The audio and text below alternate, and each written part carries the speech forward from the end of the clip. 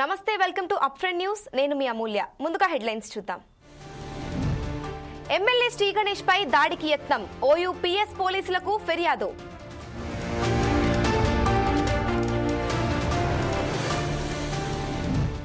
బనకచర్ల ప్రాజెక్టుపై technical committee ఏర్పాటు దిశగా కేంద్రం అడుగులు.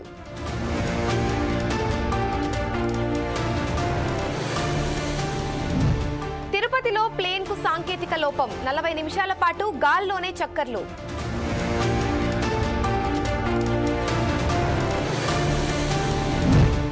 తెలంగాణలో నేడు రేపు వర్షాలు, పలు జిల్లాలకు ఎల్లో అలర్ట్ జారీ.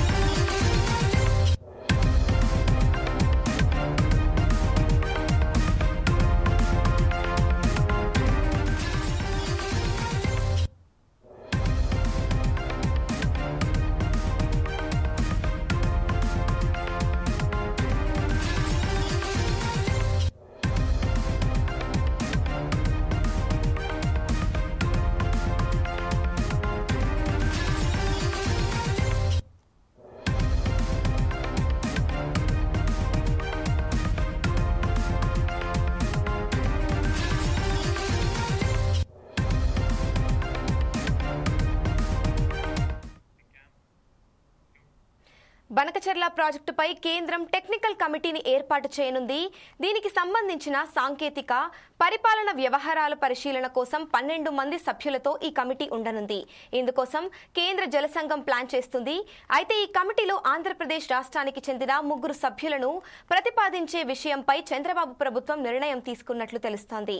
ఈ కమిటీలో irrigation special chief secretary Sai Prasad, జలవనరుల శాఖ సలహాదారులు వెంకటేశ్వరరావు, ఇంజనీర్ ఇన్ చీఫ్ నరసింహమూర్తులను సభ్యులుగా ఏపీ సర్కార్ ప్రతిపాదించనుంది.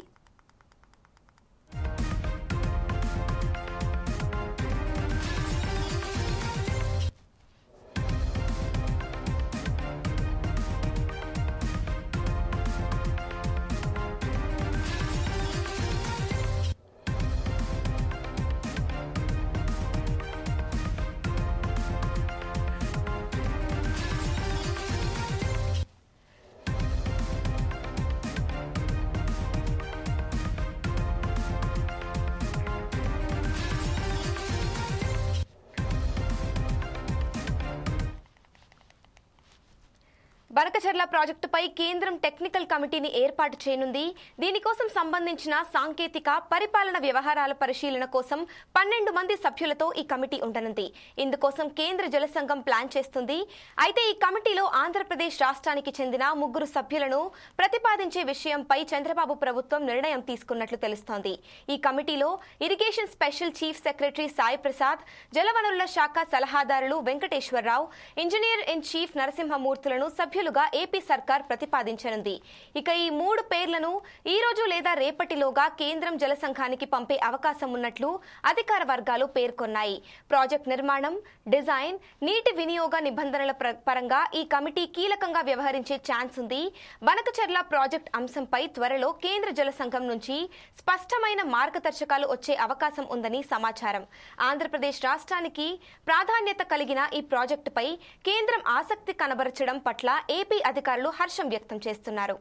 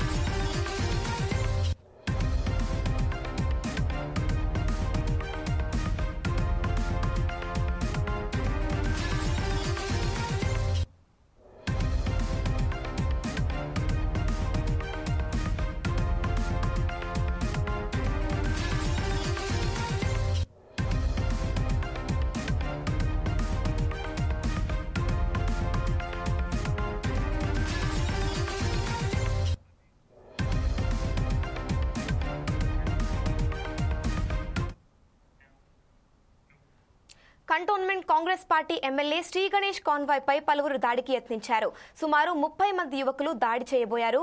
ఈ ఘటన ఓయూ పోలీస్ స్టేషన్ కు కేవలం 200 మీటర్ల దూరంలో జరిగింది. మాణికేశ్వర్ నగర్ లో జరుగుతున్న బోనాల జాతరకు వెళ్తున్న ఎమ్మెల్యే కాన్వాయ్ ను యువకులు అడ్డగించారు. వారి కాన్వాయ్ లో ఉన్న గన్మెన్ల వెపన్స్ ను లాక్కోవడానికి ప్రయత్నించినట్లు తెలుస్తోంది. ఈ ఘటనతో ఉద్రిక్తత నెలకొనగా ఎమ్మెల్యే శ్రీ గణేష్ కారులో నుంచి బయటకు రాకుండా జాగ్రత్తగా ఉండిపోయారు. తర్వాత శ్రీ గణేష్ సమీపంలోని ఓయూ పోలీసులకు ఆశ్రయించారు. పరిస్థితిని అదుపులోకి తెచ్చేందుకు పోలీసులు సంఘటనా స్థలానికి చేరుకుని యువకులను వెనక్కు నెట్టారు. దాడి యత్నం వెనుక కారణాలు ఇంకా స్పష్టంగా తెలియలేదు. మాణికేశ్వర్ నగర్ లో జరుగుతున్న బోనాల జాతరకు వెళ్తున్న సందర్భంగా ఈ ఘటన చోటు చేసుకోవడం ఆందోళన కలిగించింది. స్థానికులు, కాంగ్రెస్ కార్యకర్తలు ఈ దాడి ప్రయత్నంపై తీవ్ర ఆగ్రహం వ్యక్తం చేస్తున్నారు. పోలీసులు ఈ సంఘటనపై విచారణ ప్రారంభించారు. ఇక ఇదే అంశంపై మరింత సమాచారం మా రిపోర్టర్ లెనిన్ అందిస్తారు. చెప్పండి లెనిన్. హైదరాబాద్ లో ఏదైతే కంటోన్మెంట్ కాంగ్రెస్ పార్టీ ఎమ్మెల్యేగా ఉన్నటువంటి శ్రీ గణేష్ కాన్వాయ్ పై సుమారు ఒక 30 మంది యువకులు అయితే దాడికి ప్రయత్నించారు.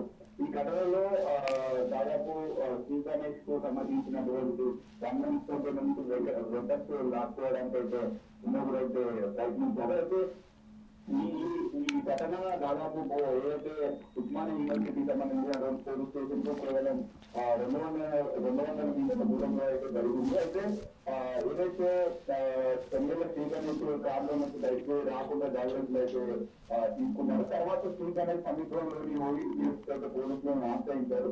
పరిస్థితిని అదుపులోకి తెచ్చేందుకు పోలీసులు అయితే సంఘటన స్థలానికి చేరుకొని యువకులను వెనక్కి అయితే నెట్టారు. ఈ దాడికి యొక్క కారణాలు ఇంకా స్పష్టంగా అయితే తెలియలేదు.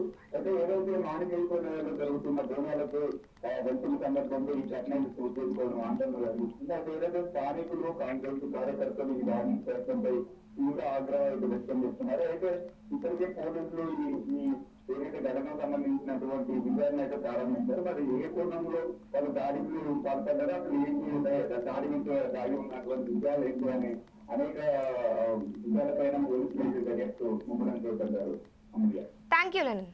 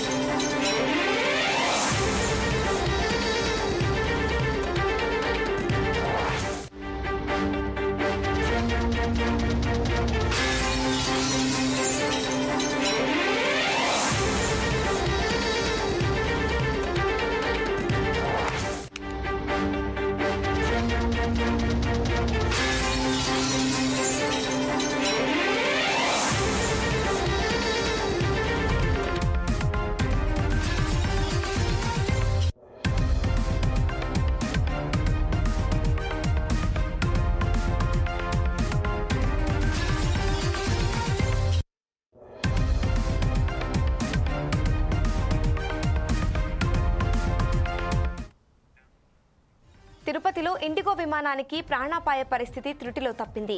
సాంకేతిక లోపం కారణంగా విమానం టేకాఫ్ అయిన కొద్దిసేపటికే సమస్యలు తలెత్తాయి. పైలట్ల అప్రమత్తంగా వ్యవహరించి విమానాన్ని 40 నిమిషాల పాటు గాల్లో చక్కర్లు కొట్టించి చివరకు తిరుపతిలోనే సురక్షితంగా ల్యాండ్ చేశారు. అయితే విమానం ఆగిపోవడంతో ప్రయాణికులు తీవ్ర ఆగ్రహం వ్యక్తం చేశారు. ప్రత్యామ్నాయ విమానం ఏర్పాటు చేయకపోవడంతో వారు విమానాశ్రయంలోనే ఆందోళన చేశారు. అధికారులను ప్రశ్నిస్తూ తమ గమ్యస్థానానికి వెళ్లే ఏర్పాట్లు చేయాలని వారు డిమాండ్ చేశారు. కేవలం తిరుపతి ఘటన మాత్రమే కాదు, ఇటీవల హైదరాబాద్ లో కూడా ఇలాంటి సంఘటన చోటు చేసుకుంది. థాయిలాండ్ వెళ్లాల్సిన ఎయిర్ ఇండియా విమానంలో సాంకేతిక లోపం తలెత్తడంతో పైలట్లు అప్రమత్తమై టేకాఫ్ ను రద్దు చేశారు. ప్రయాణికుల భద్రత కోసం విమానాన్ని హైదరాబాద్ లోని నిలిపివేసి సాంకేతిక సిబ్బంది సమస్య పరిష్కరించే వరకు అన్ని విధానాల జాగ్రత్తలు తీసుకున్నారు.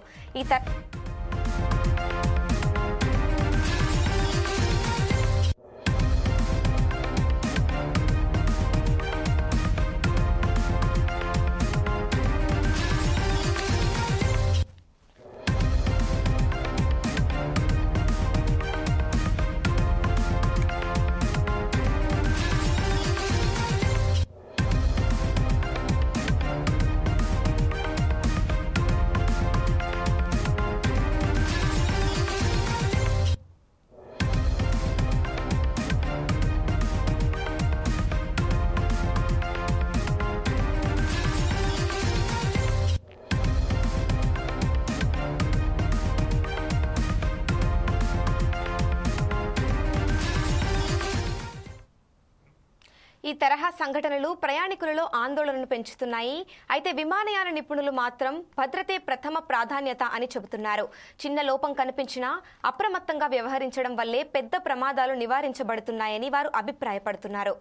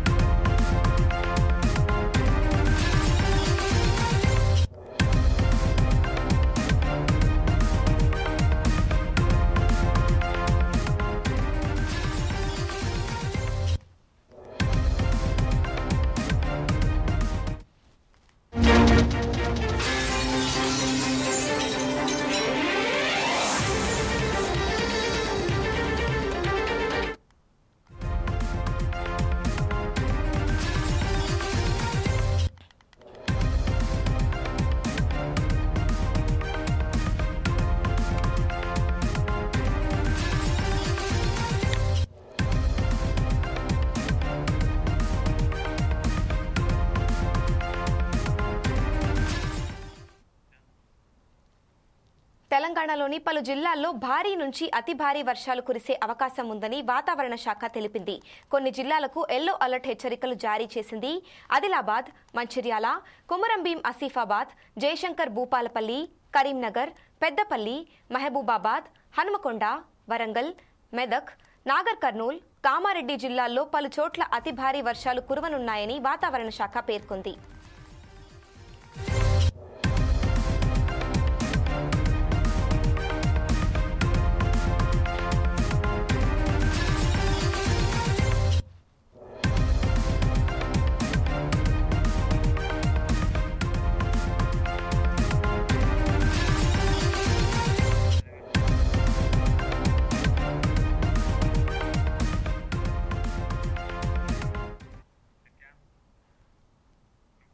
రాజన్న సిరిసిల్ల, జగిత్యాల, ములుగు, భద్రాద్రి కొత్తగూడెం, నిర్మల్, నిజామాబాద్, ఖమ్మం, సిద్దిపేట, జనగామ, యాదాద్రి, రంగారెడ్డి, హైదరాబాద్, వికారాబాద్, సంగారెడ్డి, మేడ్చల్, మల్కాజ్గిరి, మహబూబ్ నగర్ జిల్లాల్లో అక్కడక్కడ భారీ వర్షాలు పడనున్నాయని వాతావరణ శాఖ చెప్పింది.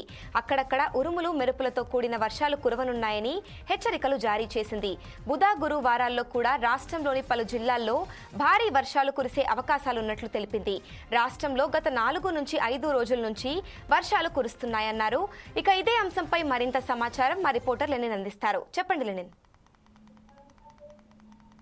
అమూల్య తెలంగాణలో భారీ వర్షాలు అయితే కురుస్తున్నాయి. గత 4 రోజుల్లో రాష్ట్రంలోని పలు ప్రాంతాల్లో విస్తారంగా వర్షాలు అయితే కురుస్తున్నాయి. గురువారం సాయంత్రం మొదలైన వానలు కంటిన్యూగా పడుతూనే అయితే ఉన్నాయి. శుక్ర శనివారంలో అయితే కుండపోత వర్షాలు అయితే కురుస్తాయి. హైదరాబాద్ నగరంలో ఏదైతే భారీ వర్షాలు ఏదైతే కొంత జనం వణికిపోయినటువంటి సందర్భంలో అంటే నగరంలోని పలు ప్రాంతాల్లో వేరు ప్రాంతాల్లో అయితే మునిగిపోయాయి. రాజధానిలో చెరువులు అయితే మారాయి. ఏదైతే కిలోమీటర్ల మెగా వాహనాలు అయితే ఎక్కడికక్కడికి నిలిచిపోయాయి. తాజాగా హైదరాబాద్ వాతావరణ రాష్ట్రానికి మరోసారి వర్షం హెచ్చరికలు జారీ చేశారు. నేడు రాష్ట్రంలో నేడు రేపు తమ జిల్లాల్లో అతి భారీ వర్షాలు కురిసే అవకాశం ఉందని చెప్పి కూడా వాతావరణ శాఖ తెలుస్తుంది. ప్రధానంగా హైదరాబాద్, కోరంపూర్, మహబూబాబాద్, అలానే మహబూబ్, వరంగల్, అమ్మపట్నం, మెదక్, కామారెడ్డి, ముత్తిరాల, కరీంనగర్, పెద్దపల్లి, జయశంకర్ భూపాలపల్లి, నాగర్ కర్నూలు జిల్లాలో కొన్ని చోట్ల అతి భారీ వర్షాలు పడే ఛాన్స్ ఉందని చెప్పి కూడా వాతావరణంగా జరుగుతుంది. ఈ మేరకు ఆయా జిల్లాలలో ఎల్లో అలర్ట్ అయితే జారీ చేసింది. ములుగు, భద్రాద్రి కొత్తగూడెం, ఖమ్మం, జనగామ, సిద్దిపేట, యాదాద్రి, అలానే రంగారెడ్డి, నిర్మల్, నిజామాబాద్, జగిత్యాల, రాజమండ్రి జిల్లా, హైదరాబాద్, మేడ్చల్, మల్కాజ్గిరి, సంగారెడ్డి, మహబూబ్ నగర్, వనపర్తి, వికారాబాద్ జిల్లాలో అక్కడక్కడ భారీ వర్షాలు కురుస్తున్నాయని చెప్పి కూడా చెప్పడం జరిగింది. అయితే ఆ జిల్లాలకు 6 జిల్లాలకు అయితే జారీ చేసింది వాతావరణ శాఖ. అయితే ఏదైతే జూలై 23, 24 తేదీల్లో కొన్ని జిల్లాలో భారీ వర్షాలు కురిసే అవకాశం ఉన్నట్టు కూడా వాతావరణ శాఖ తెలిపింది. దక్షిణ కర్ణాటక నుండి ఏదైతే దక్షిణ కోస్తాంధ్ర వరకు ద్రోణి అయితే కొనసాగుతుందని చెప్పి కూడా పేర్కొంది. ఇది ప్రభావంతో వర్షాలు కురుస్తాయని చెప్పి కూడా చెప్పారు. అయితే ఏదైతే శనివారం నుంచి ఆదివారం ఉదయం వరకు అత్యధికంగా రంగారెడ్డి జిల్లాలో పేదలు యాదగిరి జిల్లాలో యాదగిరి జిల్లాలో కృష్ణాబాద్ విజయనగరం జిల్లాలో ఏదైతే నవపల్ మనలో 10 సెంటీమీటర్ల వర్షపాతం అయితే నమోదైనట్లయితే అధికారులు తెలిపారు. రాష్ట్ర వ్యాప్తంగా అనేక ప్రాంతాల్లో భారీ వర్షాలు అయితే కురిశాయి. అయితే ఆదివారం పగటిపూట అత్యంతగా నల్గొండ జిల్లాలో చిత్యాల మండలంలో 7.5 సెంటీమీటర్ల వర్షం అయితే నమోదైందని చెప్పేసి అయితే ఇవాళ రేపు కూడా భారీ వర్షాలు పడే అవకాశం కూడా వాతావరణ శాఖ తెలిసిందంటే భారీ వర్షాలు నేపథ్యంలో ప్రజలు అప్రమత్తంగా ఉండాలని చెప్పి కూడా వారు సూచించడం జరిగింది.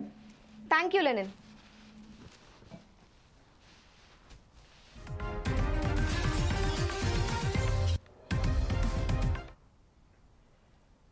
హైదరాబాద్ నగరంలో బోనాల సందడి కొనసాగుతోంది.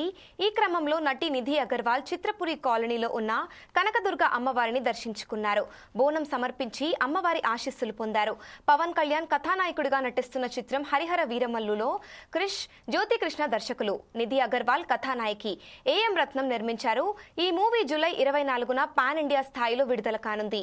ఈ చిత్రం కోసం పవన్ అభిమానులు ఆసక్తిగా ఎదురుచూస్తున్నారు. చాలా గ్యాప్ తరువాత పవన్ చిత్రం వస్తుండటంతో చిత్రంపై భారీ ఆశలు పెట్టుకుంది చిత్ర యూనిట్.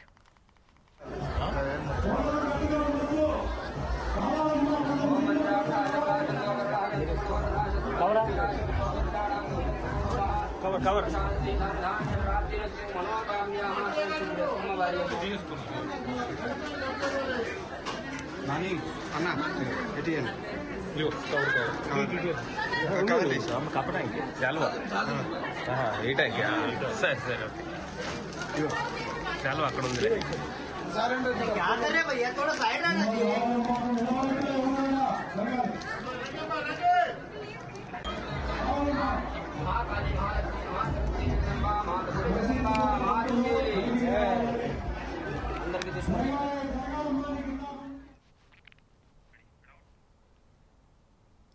మీర్పేట్ పోలీస్ స్టేషన్ సమీపంలో ఘోర ఘటన వెలుగు చూసింది. దివ్యాంగురాలైన చెవిటి మూగ యువతిపై స్థానిక యువకుడు అత్యాచారం చేసి తరచూ వేధింపులకు గురిచేశాడు. చివరికి మానసిక వేదన తట్టుకోలేక ఆ యువతి ఆత్మహత్యకు పాల్పడింది. ఈ ఘటనపై పోలీసులు కేసు నమోదు చేసి దర్యాప్తు ప్రారంభించారు. ఏపీలోని ప్రకాశం జిల్లా కుటుంబం జీవనోపాధి కోసం హైదరాబాద్ అల్మాజ్ గూడాలో నివాసం ఉంటోంది. ఆ కుటుంబానికి 2 కుమార్తెలు, 1 కుమారుడు ఉన్నారు. ఆ 2 కుమార్తెలు దివ్యాంగురాళ్లే. అయితే వారి ఇంటికి ఎదురుగా శ్రీకాంత్ అనే వ్యక్తి నివసిస్తున్నాడు. ఇటీవలి కాలంలో శ్రీకాంత్ ఆ కుటుంబంలో పెద్ద కుమార్తెతో పరిచయం పెంచుకున్నాడు. ఇంట్లో ఎవరూ లేని సమయంలో ఆ యువతిపై అత్యాచారం చేశాడు. ఈ విషయాన్ని బయట పెడితే కుటుంబ సభ్యులను చంపేస్తానని బెదిరించేవాడు. వేధింపులు ఎక్కువ అవుతున్నాయని గమనించిన బాధితురాలి సోదరి ఈ విషయం గురించి తల్లిదండ్రులకు చెప్పమని అక్కను కోరింది. అప్పుడు బాధితురాలు తనపై జరిగిన లైంగిక దాడి, వేధింపుల వివరాలను సోదరికి వెల్లడించింది. ఈ వేదన తట్టుకోలేకే బాధితురాలు ఇంట్లోని బాత్రూంలో ఆత్మహత్యకు పాల్పడింది. కుటుంబ సభ్యులు ఘటనను గుర్తించి పోలీసులకు ఫిర్యాదు చేశారు. కేసు నమోదు చేసిన పోలీసులు మృతదేహాన్ని స్వాధీనం చేసుకుని ఉస్మానియా ఆసుపత్రికి తరలించారు. నిందితుడు శ్రీకాంత్ కోసం గాలింపు చర్యలు ప్రారంభించారు. సోదరి వాంగ్మూలం ఆధారంగా కేసు దర్యాప్తు కొనసాగుతోంది. ఇప్పుడు ఎదురుగా వాళ్ళ తమ్ముడు ఉంటాడు, వాడు శ్రీకాంత్. 20 రోజుల కిందట వచ్చి మా పాపని మానభంగం చేయడానికి ప్రయత్నించాడు. చేసి ఆ అమ్మాయిని గందరగోళం చేస్తే ఈ అమ్మాయి భయపడేసి ఇదంతా చేస్తే ఈ పాప వచ్చేసింది.